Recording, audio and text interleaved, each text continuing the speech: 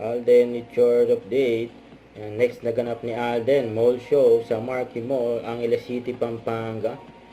And sa September 30 yan, Saturday, 4 p.m. yan mag-i-start.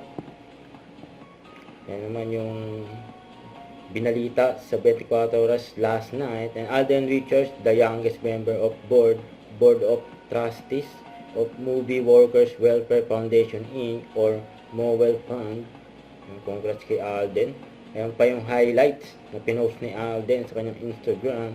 And highlights sa premiere night ng A Very Good Girl ni Catherine Bernardo at Dari De Leon. Yung kasama ni Alden dyan, si Julia Montes.